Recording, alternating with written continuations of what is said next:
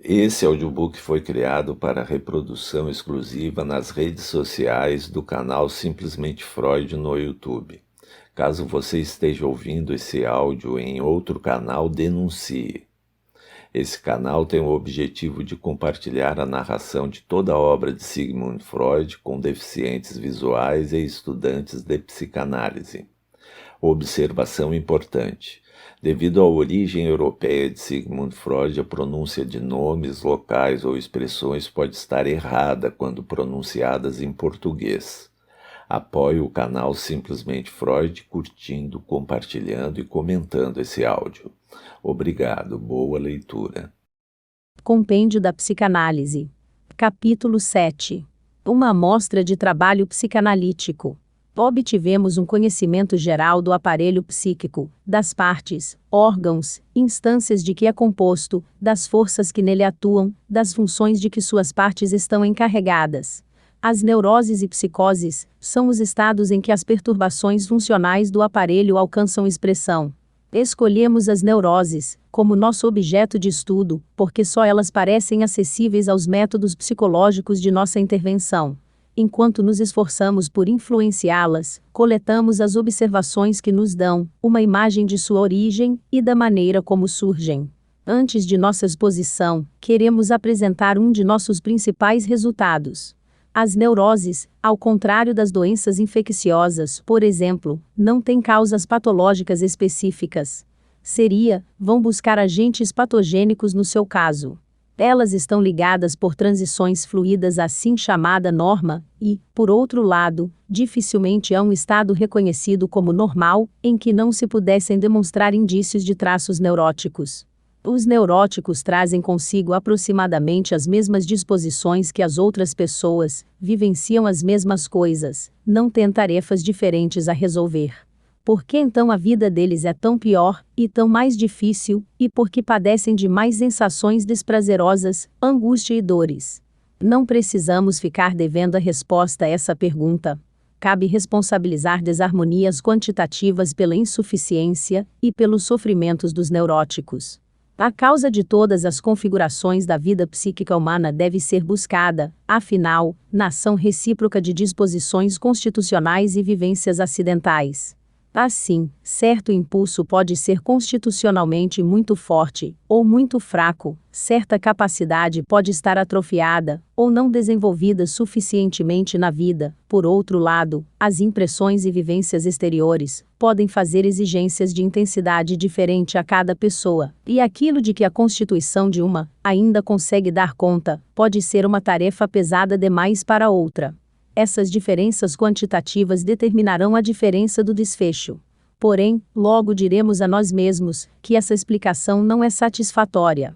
Ela é geral demais, explica demais. A etiologia mencionada vale para todos os casos de sofrimento, miséria e paralisia psíquicos, mas nem todos esses estados podem ser chamados de neuróticos. As neuroses têm características específicas, são uma miséria de tipo particular. Assim, teremos de esperar, afinal, encontrar causas específicas para elas, ou podemos formar a representação de que entre as tarefas de que a vida psíquica deve dar conta, existem algumas em que ela facilmente pode fracassar, de maneira que a peculiaridade dos fenômenos neuróticos, muitas vezes tão notáveis, se deixasse derivar disso, sem que precisássemos revogar nossas afirmações anteriores. Se for correto que as neuroses não se afastam da norma em nenhum aspecto essencial, seu estudo nos promete fornecer contribuições valiosas para o conhecimento dessa norma. Talvez venhamos a descobrir os pontos fracos de uma organização normal. Nossa conjectura acima mencionada se confirma. As experiências analíticas nos ensinam que realmente existe uma exigência dos impulsos, cujo domínio fracassa facilmente, ou é conseguido apenas de maneira imperfeita, assim como um período de vida, que entra em consideração exclusiva, ou predominantemente para o surgimento de uma neurose. Esses dois fatores, a natureza impulsional e o período de vida, exigem ser considerados separadamente, embora tenham bastante a ver um com o outro. Podemos nos manifestar com razoável segurança sobre o papel do período de vida. Parece que as neuroses são contraídas apenas na primeira infância, até o 6º ano, embora seus sintomas possam aparecer somente bem mais tarde. A neurose infantil pode se tornar manifesta por um curto período, ou mesmo passar despercebida. Em todos os casos, o adoecimento neurótico posterior tem como ponto de partida o prelúdio na infância. Talvez a assim chamada neurose traumática, causada por um susto muito grande, por abalos somáticos graves como choques de trens, soterramentos, etc. Seja uma exceção. Suas relações com a precondição infantil até agora se esquivaram à investigação. É fácil justificar a primazia teológica do primeiro período da infância. Como sabemos, as neuroses são afecções do eu, e não é de admirar que o eu, enquanto é fraco, imaturo e incapaz de resistência, fracasse em dar conta de tarefas que mais tarde poderia resolver brincando. As exigências impulsionais de dentro, bem como as excitações do mundo exterior, agem então como traumas, especialmente quando certas disposições vêm a seu encontro. O eu desamparado se defende delas por meio de tentativas de fuga, recalcamentos, que mais tarde se mostram inadequadas e significam restrições permanentes para o desenvolvimento posterior. Os danos ao eu causados por suas primeiras vivências nos parecem desproporcionalmente grandes, mas, como analogia, basta pensar na diferença de efeito que ocorre quando, como nas experiências de Hawkes, se dá uma agulhada num grupo de células germinativas em processo de divisão em vez de fazê-lo no animal maduro que posteriormente se desenvolveu delas. Nenhum indivíduo humano é poupado dessas vivências traumáticas, nenhum é dispensado dos recalcamentos estimulados por elas. Essas reações questionáveis do eu talvez sejam imprescindíveis para a obtenção de outra meta colocada a esse mesmo período de vida.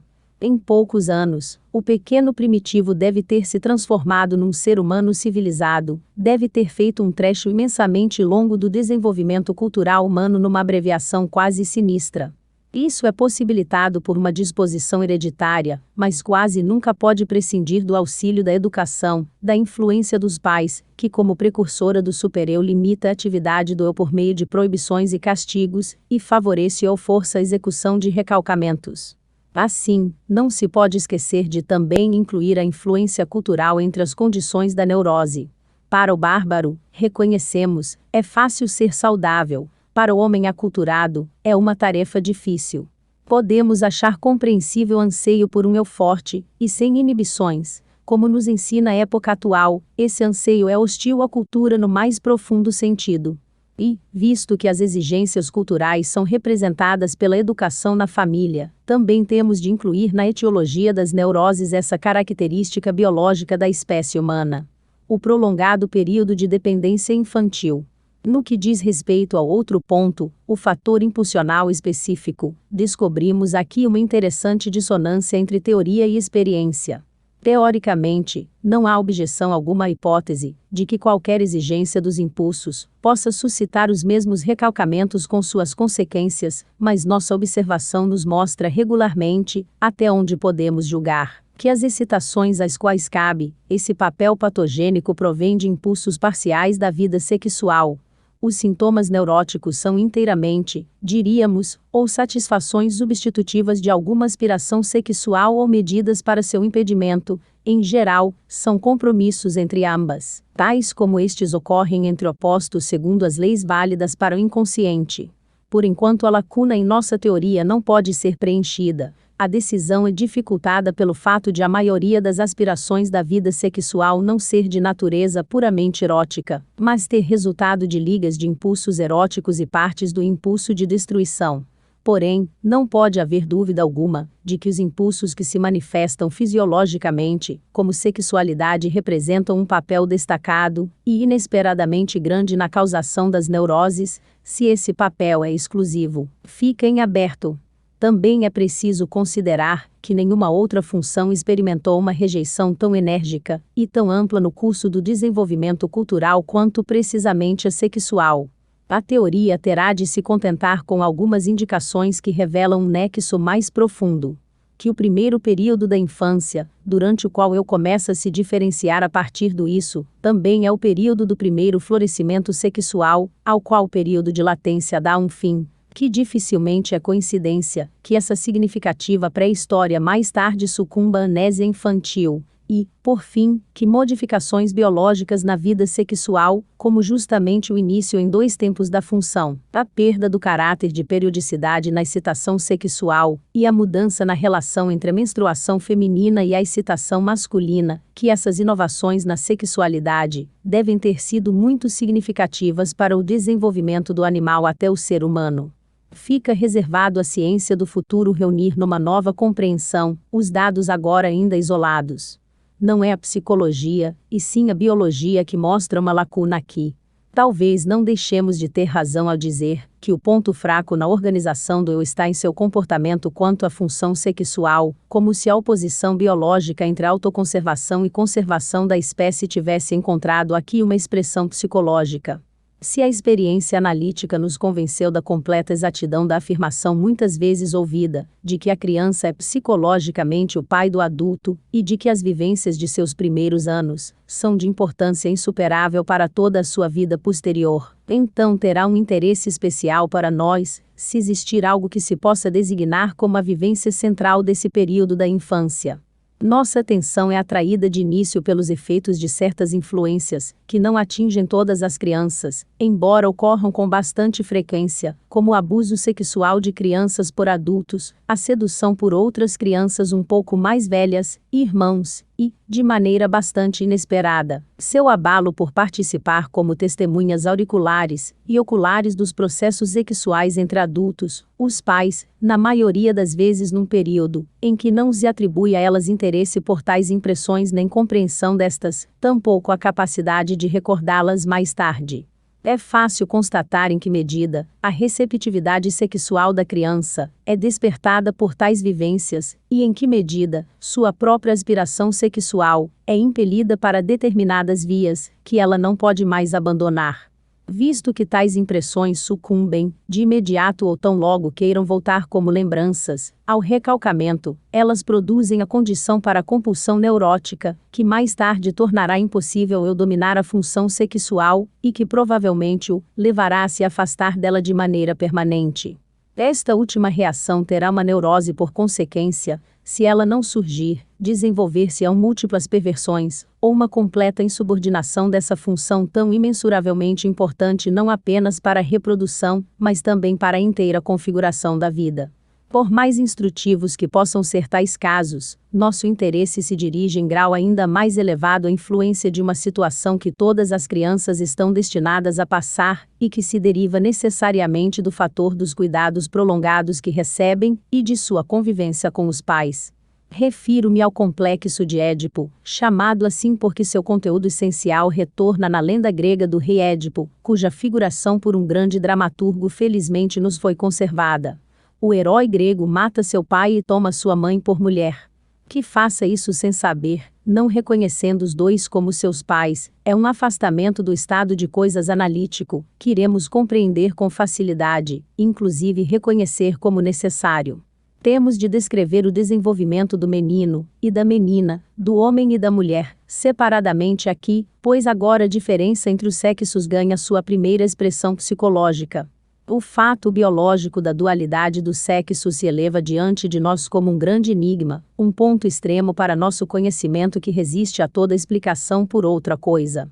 A psicanálise não contribuiu em nada para o esclarecimento desse problema, é evidente que ele cabe inteiramente à biologia. Na vida psíquica encontramos apenas reflexos dessa grande oposição, cuja interpretação é dificultada pelo fato há muito tempo suspeitado, de que nenhum indivíduo se limita aos modos de reação de um único sexo, mas sempre deixa certo espaço aos do sexo oposto, exatamente como seu corpo, ao lado dos órgãos desenvolvidos de um sexo, também leva consigo os rudimentos do outro, atrofiados e muitas vezes inutilizados. Para distinguir o masculino do feminino na vida psíquica, serve-nos uma equiparação empírica e convencional evidentemente insuficiente. Chamamos tudo o que é forte e ativo de masculino, o que é fraco e passivo, de feminino.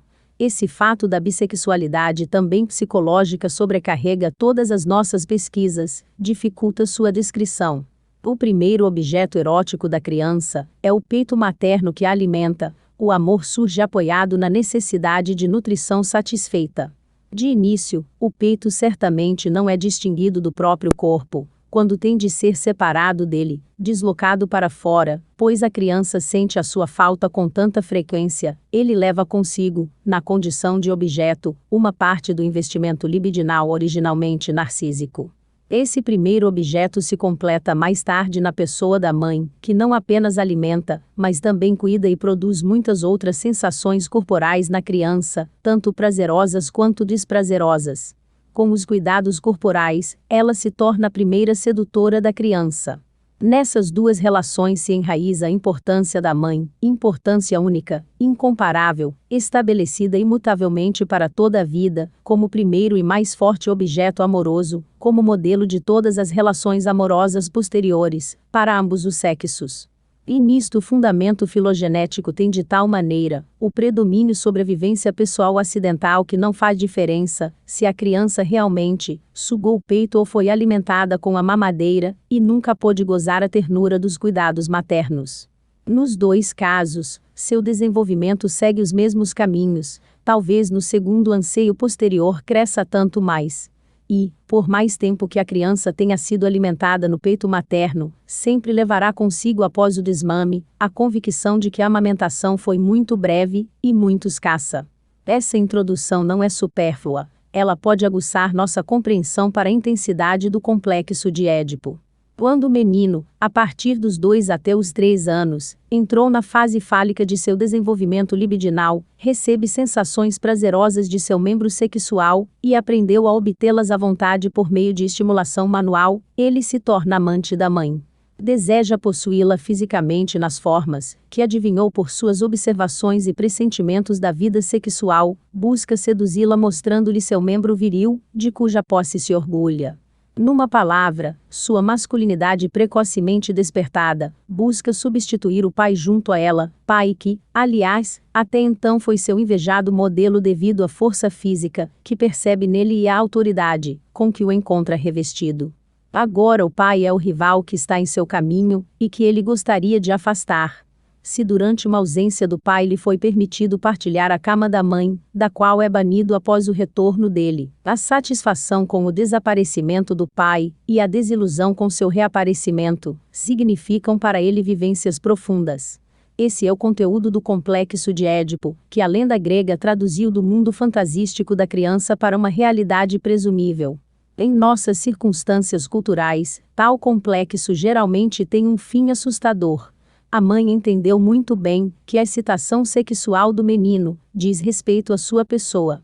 Em algum momento ela reflete que não é correto permiti-la. Acredita fazer a coisa certa quando lhe proíbe a atividade manual com seu membro. A proibição de pouco adianta, no máximo consegue uma modificação na maneira de autossatisfação. Por fim, a mãe lança mão do recurso mais extremo. Ameaça tirar-lhe a coisa com que ele a desafia. Em geral, ela atribui a execução da ameaça ao pai, a fim de torná-la mais assustadora e mais crível. Ela vai contar tudo ao pai, e ele vai cortar o membro. Notavelmente, essa ameaça só tem efeito se uma outra condição também for preenchida antes e depois. No fundo, parece inimaginável demais ao menino que algo desse tipo pudesse acontecer. Mas se por ocasião dessa ameaça ele consegue se lembrar da visão dos genitais femininos, ou os vê pouco depois, genitais a que realmente falta esse pedaço estimado acima de tudo, então ele acredita na seriedade do que ouviu, e experimenta, ao cair sob a influência do complexo de castração, o mais forte trauma de sua jovem vida. Os efeitos da ameaça de castração são múltiplos e incalculáveis. Eles atingem todas as relações do menino com o pai e a mãe, e mais tarde com o homem e a mulher em geral. Na maioria das vezes, a masculinidade do menino não resiste a esse primeiro abalo. Para salvar seu membro, ele renuncia mais ou menos completamente à posse da mãe. Muitas vezes, sua vida sexual fica comprometida para sempre pela proibição. Quando existe nele um forte componente feminino, conforme dizemos, este ganha força pela intimidação da masculinidade. O menino entra numa atitude passiva em relação ao pai, tal como atribui a mãe.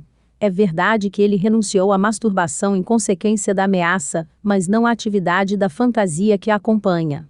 Essa atividade, ao contrário, será mais cultivada do que antes, visto que agora é a única forma de satisfação sexual que lhe restou, e é verdade que em tais fantasias ele ainda se identificará com o pai, mas, simultânea e talvez predominantemente, também com a mãe. Derivados e produtos de transformação dessas fantasias onanistas precoces, costumam conseguir entrar em seu eu posterior, e tomarão parte na formação de seu caráter. Independentemente de tal incentivo à sua feminilidade, o medo do pai e o ódio a ele experimentarão um grande aumento.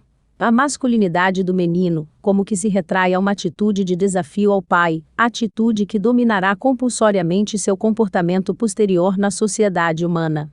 Como resto da fixação erótica na mãe, produz-se muitas vezes uma enorme dependência dela, que mais tarde continuará sob a forma de sujeição à mulher. Ele não se atreve mais a amar a mãe, mas não pode se arriscar a não ser amado por ela, pois então corre o risco de ser denunciado por ela ao pai e abandonado à castração. A totalidade dessa vivência com todas as suas precondições e consequências, das quais nossa exposição apenas pôde apresentar uma seleção, sucumbe a um recalcamento extremamente enérgico, e, tal como permitem as leis do isso inconsciente, todos os sentimentos e reações conflitantes, que foram ativados naquela ocasião, permanecem conservados no inconsciente e prontos a perturbar o posterior desenvolvimento do eu após a puberdade. Quando o processo somático da maturação sexual reaviva as antigas fixações libidinais aparentemente superadas, a vida sexual se mostrará inibida, não unificada, desintegrando-se em aspirações conflitantes. A intervenção da ameaça de castração certamente não tem sempre essas temidas consequências para a vida sexual embrionária do menino. Mais uma vez, a proporção de dano causado e evitado dependerá de relações quantitativas. O acontecimento inteiro em que de certo se pode ver a vivência central dos anos de infância, o maior problema dos primeiros anos, e a mais enérgica fonte de insuficiência posterior, é tão radicalmente esquecido, que sua reconstrução no trabalho analítico topa com a mais resoluta descrença do adulto. Sim, o afastamento em relação a ele vai tão longe, que se quer silenciar toda menção do assunto mal visto, e se ignora as mais óbvias referências a ele com uma singular cegueira intelectual. Foi assim que ouvimos a objeção de que a lenda do rei Édipo não teria propriamente nada a ver com a construção da análise, de que seria um caso inteiramente diferente, pois afinal Édipo não sabia que o homem que matou era seu pai e que a mulher com quem se casou era sua mãe. Só que não se percebe que tal distorção é indispensável quando se tenta uma configuração poética do material, e que esta não inclui nada de estranho, mas apenas aproveita habilmente os fatores dados pelo tema. A ignorância de Édipo é a figuração legítima da inconsciência, em que está mergulhada a experiência inteira para o adulto, e a coerção do oráculo, que inocenta ou deveria inocentar o herói, é o reconhecimento da necessariedade do destino, que condenou todos os filhos a passar pelo complexo de Édipo. Quando, noutra ocasião, a psicanálise chamou a atenção para a facilidade com que se deixa resolver o enigma de outro herói da literatura, o hesitante Hamlet descrito por Shakespeare, pela remissão ao complexo de Édipo, visto que o príncipe fracassa na tarefa de punir em outro aquilo, que coincide com o conteúdo de seus próprios desejos edipianos, a falta geral de compreensão do mundo literário mostrou quanto a massa dos seres humanos estava pronta a se agarrar aos seus recalcamentos infantis. E, no entanto, mais de um século antes de surgimento da psicanálise, o francês Diderot atestou a importância do complexo de Édipo ao expressar a diferença entre pré-história e cultura na seguinte frase: se o pequeno selvagem fosse abandonado a si mesmo de maneira que conservasse toda sua imbecilidade e reunisse ao pouco de razão da criança de berço a violência das paixões do homem de 30 anos, ele torceria o pescoço de seu pai e dormiria com sua mãe. Diderot, o sobrinho de Rameau. Atrevo-me a dizer que se a psicanálise não pudesse se gabar de nenhum outro feito senão a descoberta do complexo de Édipo recalcado, só isso já lhe daria o direito de ser incluída entre as valiosas aquisições novas da humanidade. Os efeitos do complexo de castração são mais uniformes, e não menos profundos no caso da menininha. a criança do sexo feminino naturalmente não precisa temer a perda do pênis, mas tem de reagir ao fato de que não o recebeu. Desde o começo ela inveja o menino por sua posse. Pode-se dizer que todo o seu desenvolvimento se consuma sob o signo da inveja do pênis. De início, ela faz tentativas inúteis de imitar o menino e, mais tarde, com maior sucesso, esforços de se compensar por seu defeito que finalmente podem levar à atitude feminina normal. Quando ela tenta na fase fálica obter prazer, como o menino pelo estímulo manual dos órgãos genitais, muitas vezes não alcança nenhuma satisfação que lhe baste e estende juízo da inferioridade de seu pênis atrofiado a toda a sua pessoa. Em geral, ela logo renuncia à masturbação, pois não quer ser lembrada da superioridade do irmão ou do companheiro de brincadeiras, e se afasta completamente da sexualidade. Quando a pequena mulher insiste em seu primeiro desejo de se tornar um guri, terminará no caso extremo como homossexual manifesta, caso contrário expressará traços marcadamente masculinos em seu modo de vida posterior, escolherá uma profissão masculina, etc. O outro caminho passa pela substituição da mãe amada, a quem a filha, sob a influência da inveja do pênis, não pode perdoar por tê-la colocado no mundo tão precariamente dotada. Ressentida com isso, ela renuncia à mãe e a substitui por outra pessoa como objeto amoroso, o pai. Quando se perdeu um objeto amoroso, a reação mais óbvia é identificar-se com ele, por assim dizer, substituí-lo a partir de dentro por identificação. Tal mecanismo ajuda a menininha nesse caso. A identificação com a mãe pode agora substituir a ligação com ela. A filhinha se coloca no lugar da mãe, como sempre fez em suas brincadeiras, quer substituí-la junto ao pai, e agora odeia a mãe antes amada com uma dupla motivação, tanto por ciúme, como por mágoa devido ao pênis recusado. Sua nova relação com o pai pode de início ter por conteúdo o desejo de dispor de seu pênis, mas culmina no outro desejo de receber um filho dele de presente. O desejo de ter um filho tomou assim o lugar do desejo de ter um pênis, ou pelo menos se desdobrou a partir dele. É interessante que a relação entre complexo de Édipo e de castração se configure na mulher de maneira tão diferente, verdadeiramente oposta, quando comparada com o homem. No caso deste, segundo vimos, a ameaça de castração dá um fim ao complexo de Édipo. No caso da mulher, ao contrário, ficamos sabendo que ela é impelida para seu complexo de Édipo pelo efeito da ausência de pênis.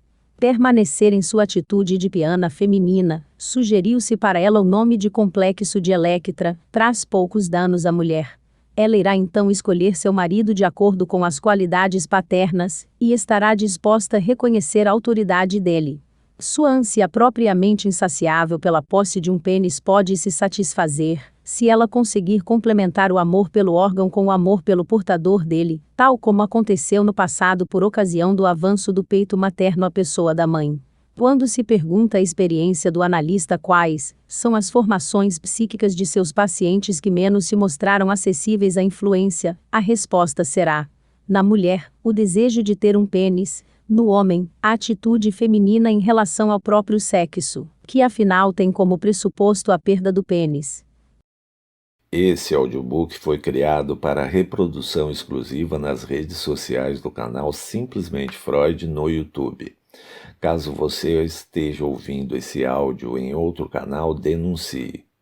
Esse canal tem o objetivo de compartilhar a narração de toda a obra de Sigmund Freud com deficientes visuais e estudantes de psicanálise.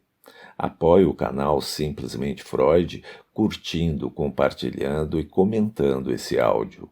Obrigado. Fim desse texto.